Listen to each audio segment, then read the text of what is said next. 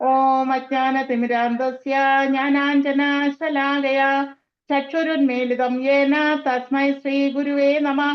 ശ്രീചൈതന്യമനോവിഷ്ടം സ്ഥാപിതം യേന ഭൂതലെ സ്വയം രൂപകഥാ മഹ്യം ദദാതി സോപദാന്തിഹം. വന്ദേഹം ശ്രീഗുരും ശ്രീയുതാപദകമലം ശ്രീഗുരും വൈഷ്ണവാംശ്ച ശ്രീരൂപം സാഗ്രജാതം സഹഗണ രഘുനാഥാനിതം തം സജീവം സാദ്വൈതം സാവധൂതം പരിജനസഹിതം കൃഷ്ണ ചൈതന്യദേവം ശ്രീരാധാകൃഷ്ണ പാദാൻ സഹഗണ ലളിത ശ്രീ വിശാഖാനിതാംശ്ച. ഹേ കൃഷ്ണ കരുണാ സിന്ധോ ദീനബന്ധോ ജഗത്പദേ ഗോപേശ ഗോപികാന്ത രാധാകാന്ത നമോസ്തുതേ. തപ്തകാഞ്ചന ഗൗരാംഗി രാധേ വൃന്ദാവനേശ്വരി വൃഷഭാനു സുതേ ദേവി പ്രണമാമി ഹരിപ്രിയേ.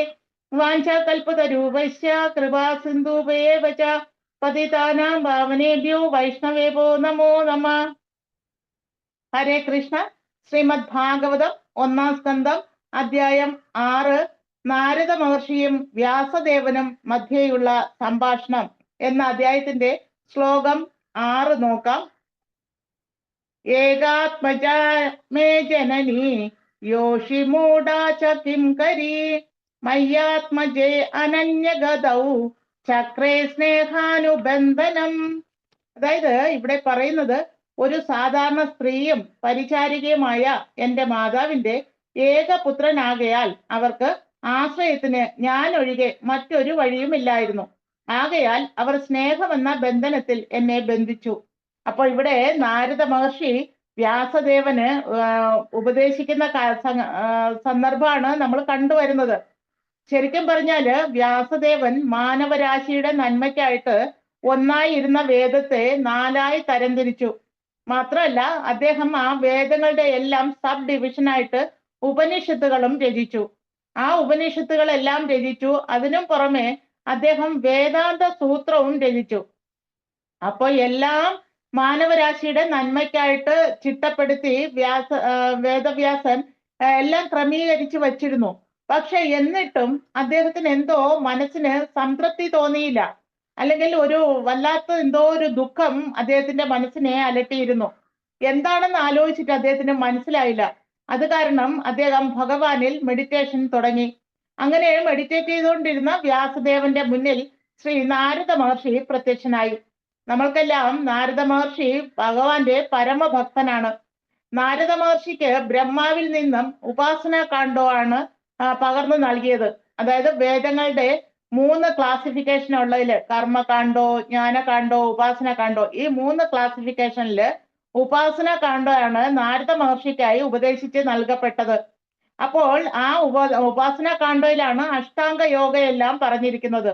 അതുപോലെ തന്നെ ഉപാസന കാണ്ഡോയുടെ അവസാനം പറഞ്ഞിട്ടുണ്ട്, അന്ത്യത്തിൽ പറഞ്ഞിട്ടുണ്ട്, ഈ 33 ദേവി ദേവന്മാര്, അതായത് ജ്ഞാനകാണ്ഡോയിലും കർമ്മകാണ്ഡോയിലും ഒക്കെ പറഞ്ഞിരിക്കുന്ന ദേവി ദേവന്മാരെല്ലാവരും ഈ ഗോവിന്ദനാകുന്ന ഭഗവാനെയാണ് വർഷിപ്പ് ചെയ്യുന്നത്.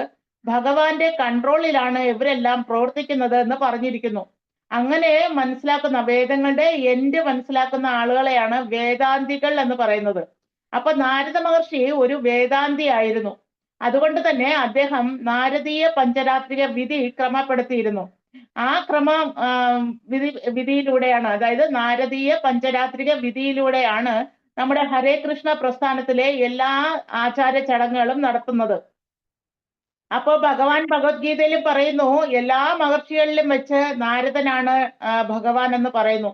അപ്പോൾ ഈ നാരദൻ എന്ന് പറയുന്നതും ഒരു പൊസിഷനാണ്, അല്ലാതെ ഒരു വ്യക്തിയെ സൂചിപ്പിക്കുന്നതല്ല. ഏതൊരു ജീവാത്മാവിനും നാരദീയ പൊസിഷനിൽ എത്താൻ പറ്റും.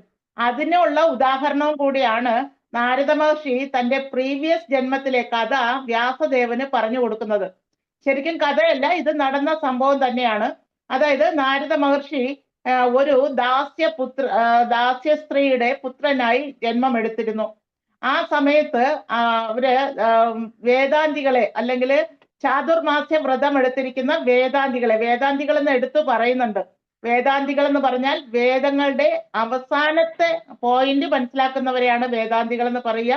ആ വേദാന്തികളുടെ പരിചരണത്തിനായിട്ട് ഈ നാരദ മഹർഷി കുട്ടിയായിരുന്ന സമയത്ത് അവന്റെ അമ്മ നിയോഗിക്കപ്പെട്ടു. അങ്ങനെ ആ സ്ത്രീയുടെ കൂടെ ഈ കുട്ടിയും വേദാന്തികളുടെ സാമീപ്യം അനുഭവിച്ചിരുന്നു, അസോസിയേഷൻ ലഭിച്ചിരുന്നു. അപ്രകാരം സാധാരണ കുട്ടികളെല്ലാം വളരെ പറഞ്ഞാൽ കേൾക്കാത്ത ക്രിയേറ്റീവ് ആയിട്ടുള്ള നോട്ടി ആയിട്ടുള്ള കുട്ടികളായിരിക്കും. പക്ഷെ നാരദ മഹർഷി കുട്ടിയായിരുന്ന സമയത്ത് വളരെ അനുസരണാശീലമുള്ളവനും അച്ചടക്ക സ്വഭാവമുള്ളവനും വളരെ ശ്രദ്ധാലുവുമായിരുന്നു.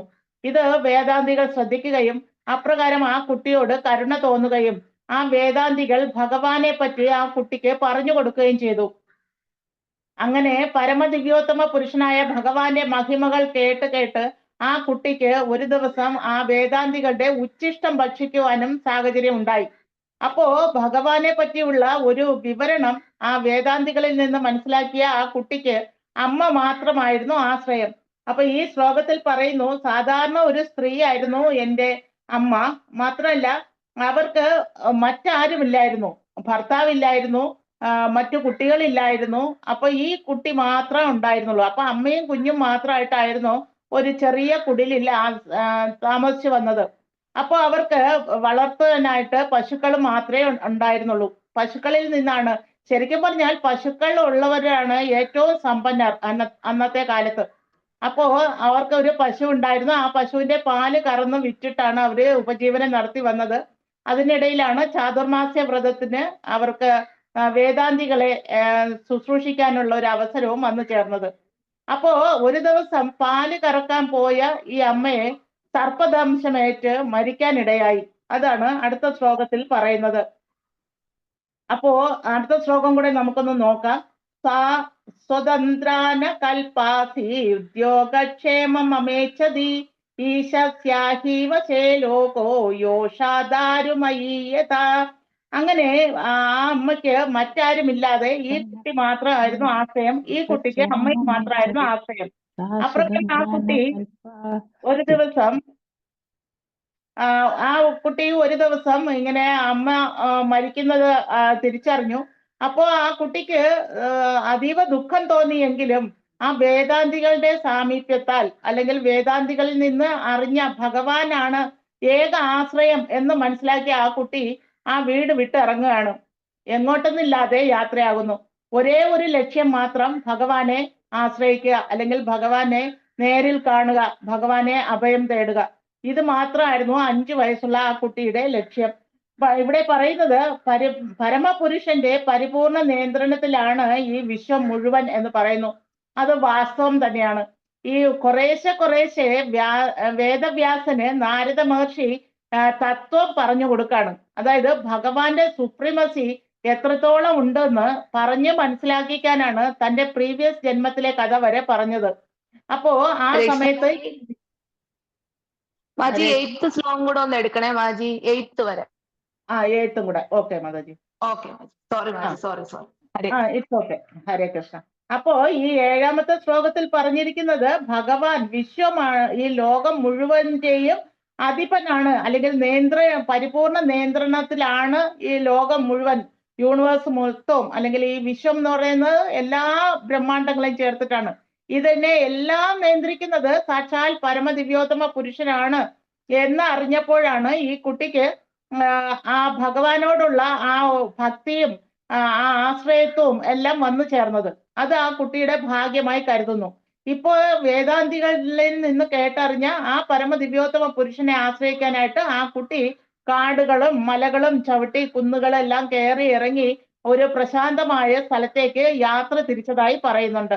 അപ്പോൾ ഇവിടെ 8ാമത്തെ ശ്ലോകത്തിൽ എന്താ പറയുന്നത് നോക്കാം. മാത്രമല്ല 7ാമത്തെ ശ്ലോകത്തിൽ പറയുന്നു, ഏവരും പാവകളിക്കാരന്റെ കയ്യിലിരിക്കുന്ന മരപ്പാവകളെ പോലെയാണെന്ന്. അതായത് ഏവരും എന്നുദ്ദേശിച്ചത് നമ്മൾ ജീവാത്മാക്കളായ നമ്മളെല്ലാവരും ഒരു പാവകളിക്കാരന്റെ കയ്യിൽ ഇരിക്കുന്ന, ചരടിൽ കെട്ടിയിട്ടിരിക്കുന്ന ഒരവസ്ഥയിലാണ്. ആ പാവ കളിപ്പിക്കുന്ന ആള് എപ്രകാരം ചലിപ്പിക്കുന്നുവോ അതിനനുസരിച്ച് മാത്രമേ നമുക്ക് ചലിക്കാൻ സാധിക്കൂ എന്ന വലിയ സത്യം കൂടെ ഇവിടെ പ്രഭുപാദം നമുക്ക് പറഞ്ഞു തരുന്നുണ്ട്.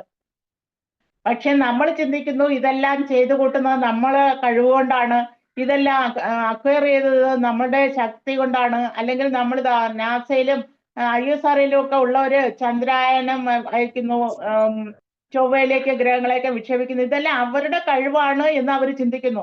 പക്ഷേ ഇതെല്ലാം ഭഗവാന്റെ കൃപ കൊണ്ട് സാധിക്കുന്നതാണ്, അല്ലെങ്കിൽ ഭഗവാന്റെ ശക്തിയാൽ, എനർജിയാൽ അവര് കിട്ടിയ സാധനങ്ങളെല്ലാം സംയോജിപ്പിച്ച് അതിനനുസരിച്ചമായ ഉപഗ്രഹങ്ങളും റോക്കറ്റുകളും ഒക്കെ ഉണ്ടാക്കുന്നു എന്ന് മാത്രം. അല്ലാതെ ആ റോക്കറ്റുകളുടെ പാർട്സുകൾ ഒന്നും അവര് സ്വയമേവ ഉണ്ടാക്കിയതല്ല. കിട്ടിയ സാധനങ്ങൾ വെച്ച് അസംബിൾ ചെയ്ത് അവരുണ്ടാക്കുന്നു എന്ന് മാത്രം. ഓരോരുത്തർ പറയുന്നു ഞാൻ ഉണ്ടാക്കിയതാന്ന് അങ്ങനെ പറഞ്ഞു നടക്കുന്നുണ്ട്. പക്ഷെ ഒരാളെ കൊണ്ടും ഒന്നും ഉണ്ടാക്കാൻ സാധിക്കില്ല. എല്ലാം ഭഗവാനാൽ നിർമ്മിക്കപ്പെട്ട സാധനങ്ങളെ വെച്ചിട്ട് നമുക്ക് ഒരു രൂപത്തിൽ നിന്ന് മറ്റൊരു രൂപത്തിലേക്ക് ഉണ്ടാക്കാം, മാറ്റി വെക്കാം എന്ന് മാത്രം. അതിനൊരു ഉദാഹരണം പറയുകയാണെങ്കിൽ, ഇപ്പൊ കുറെ വെജിറ്റബിൾ വാങ്ങിച്ചു കഴിഞ്ഞാൽ അവിയലിനുള്ള കഷ്ണങ്ങൾ സെപ്പറേറ്റ് വയ്ക്കും, സാമ്പാറിനുള്ള കഷ്ണങ്ങൾ സെപ്പറേറ്റ് വയ്ക്കും. എന്നിട്ട് അവിയൽ ഉണ്ടാക്കി കഴിഞ്ഞ് ഞാനാണ് അവിയൽ ഉണ്ടാക്കിയതെന്ന് പറഞ്ഞാൽ അതിൽ എത്രത്തോളം സത്യം ഉണ്ടാവും? ശരിക്കും പറഞ്ഞാൽ ആ അവിയലിൽ ചേർന്നിട്ടുള്ള കഷ്ണങ്ങളെല്ലാം ഉണ്ടാക്കിയത് ഭഗവാനല്ലേ. അപ്പൊ ഭഗവാനല്ലേ ഇത്. നമ്മൾ എന്താ ചെയ്തത്? കയ്യിൽ കിട്ടിയ കഷ്ണങ്ങൾ വെച്ചിട്ട് അവിയൽ ഉണ്ടാക്കി. ഇതുപോലെ തന്നെയാണ് ശാസ്ത്രജ്ഞരും പല പല കണ്ടുപിടുത്തങ്ങളും നടത്തുന്നത്. യഥാർത്ഥത്തിൽ അവിടെ ഉള്ള ഒരു വസ്തുവിനെ കണ്ടുപിടിച്ചു, തിരിച്ചറിഞ്ഞു എന്ന് മാത്രമാണ് ഓരോരുത്തരും ചെയ്യുന്നത്. പക്ഷെ നമ്മളെല്ലാവരും ചിന്തിക്കുന്നു ഞാനാണെന്ന്.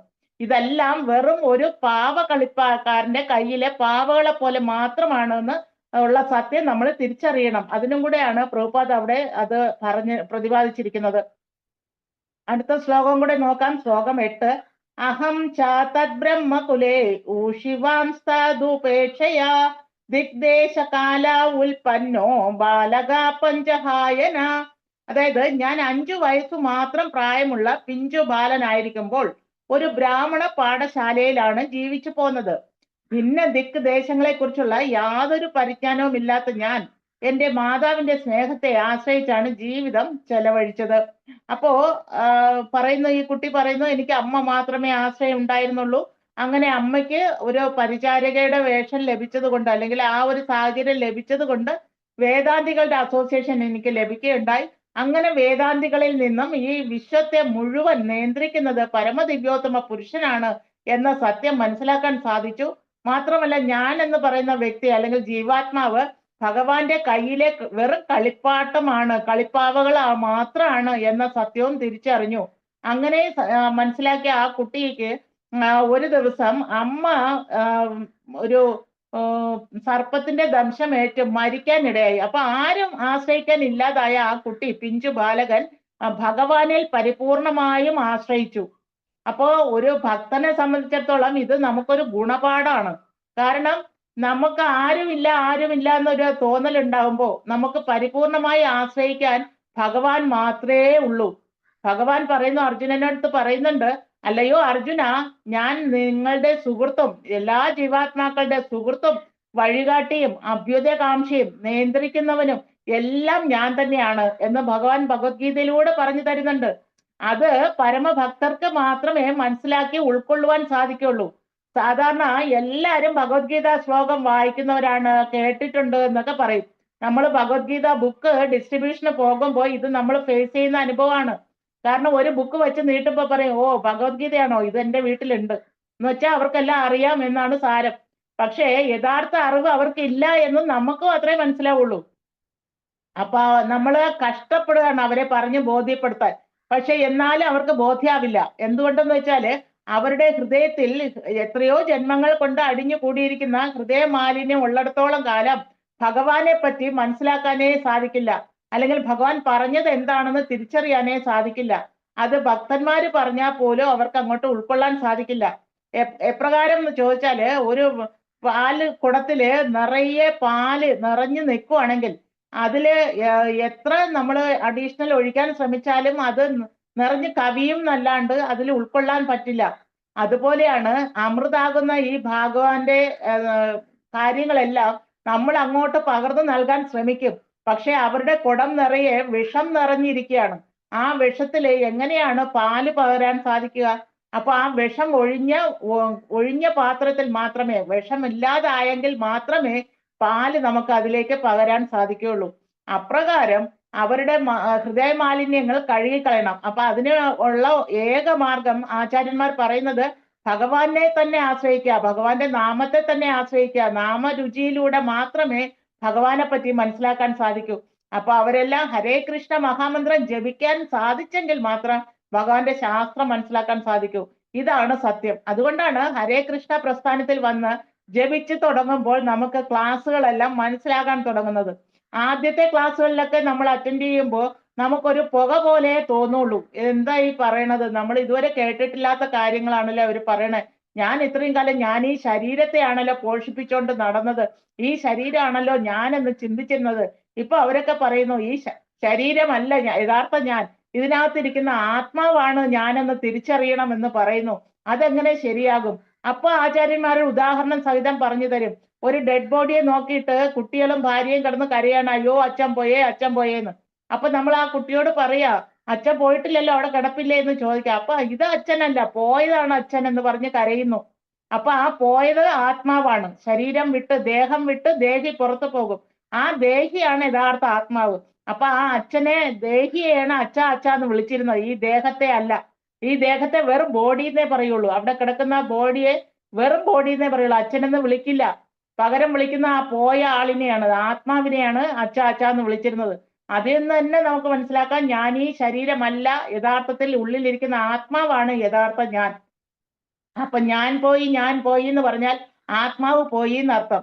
അപ്പോ ഈ ജഡമായ അവസ്ഥയിൽ ഇരിക്കുന്ന ശരീരത്തിനുള്ളിലിരുന്ന ആ ശക്തി സ്വരൂപൻ അല്ലെങ്കിൽ ഭഗവാന്റെ അംശമായിട്ടുള്ള ആ ആത്മാവിനാണ് യഥാർത്ഥത്തിലുള്ള ഞാൻ എന്ന തിരിച്ചറിവ് നമുക്ക് ക്രമേണ കിട്ടുന്നത് ഭഗവാന്റെ കൃപയാൽ മാത്രമാണ്. അതുകൊണ്ടാണ് ഹരേ കൃഷ്ണ മഹാമന്ത്രം എത്രത്തോളം ജപിക്കാൻ പറ്റുമോ അത്രത്തോളം ജപിക്കാൻ പറയുന്നത്. അങ്ങനെ ജപിച്ചു വരുമ്പോൾ മാത്രമേ നമ്മുടെ ഹൃദയ മാലിന്യങ്ങൾ കഴുകി കളയപ്പെടുള്ളൂ. ആ വിഷം നിറഞ്ഞ പാത്രം ഒഴിയാൻ തുടങ്ങും. അത് ഒഴിഞ്ഞു വരുമ്പോഴേ അമൃതാകുന്ന ഭഗവാന്റെ തത്വങ്ങൾ നമുക്ക് ഉൾക്കൊള്ളുവാനും സാധിക്കുള്ളൂ. അപ്പോ ഈ കുട്ടി വേദവ്യാസന് ബാക്ക്ഗ്രൗണ്ട് മൊത്തം പറഞ്ഞിട്ടാണ് ആ തത്വത്തിലേക്ക് കടക്കുന്നത്. ആദ്യമേ കയറി തത്വം പറഞ്ഞാല് അങ്ങോട്ട് ഉൾക്കൊള്ളാൻ പറ്റില്ല വേദവ്യാസന് പോലും. അപ്പൊ ഇത്രയും വേദങ്ങളെല്ലാം രചിച്ചു, വേദാന്ത സൂത്രവും രചിച്ചു, ഉപനിഷത്തുകൾ രചിച്ചു, പുരാണങ്ങൾ രചിച്ചു, ഇതിഹാസങ്ങൾ രചിച്ചു. ഇതിലൊന്നും കിട്ടാത്ത സംതൃപ്തി ഭാഗവതം മാത്രമാണ് വേദവ്യാസൻ ഉണ്ടായത്. അതിൽ നിന്ന് നമുക്ക് വലിയൊരു ഗുണപാഠം പഠിക്കാനുള്ളത്, വേദങ്ങളിലൂടെ പോയി കഷ്ടപ്പെടേണ്ട യാതൊരു കാര്യവുമില്ല. ഡയറക്റ്റ് വേ ടു മോക്ഷം കിട്ടണമെങ്കിൽ, പരിപൂർണ സംതൃപ്തി ലഭിക്കണമെങ്കിൽ ശ്രീമദ് ഭാഗവത്തിലൂടെ മാത്രം സഞ്ചരിച്ചാൽ മതി എന്ന് നമുക്ക് ആ എഴുതി വെച്ച വേദവ്യാസൻ തന്നെ തെളിവായിട്ട് പറഞ്ഞു തരികയാണ്. അതിന് തെളിവായിട്ട് അദ്ദേഹത്തിന്റെ കയ്യിലെ സോഴ്സ് എന്ന് പറയുന്നത് നാരദ മഹർഷിയുടെ സോഴ്സ് ആണ്. നാരദ മഹർഷി പ്രീവിയസ് ജന്മത്തിലെ ഒരു ഗന്ധർവനായിരുന്നു. ആ ഗന്ധർവന് പൂജാവിധി സമയത്ത് കറക്റ്റായിട്ട് എത്താൻ പറ്റിയില്ല. പകരം ഒരു അപ്സര സ്ത്രീയിൽ ചെറിയ ഒരു ആകർഷണം തോന്നുകയും അത് പ്രകാരം ഇന്ദ്രന്റെ ശാപത്തിനിടയായി ആ ഗന്ധർവന് ഭൂമിയിൽ ഒരു ദാസ്യ സ്ത്രീയുടെ പുത്രനായി വന്ന് ഭവിക്കേണ്ടി വന്നു. അങ്ങനെ പ്രീവിയസ് ജന്മത്തിലെ കഥ ഉൾപ്പെടെ വ്യാസവ്യാസന് പറഞ്ഞു കൊടുക്കുകയാണ്.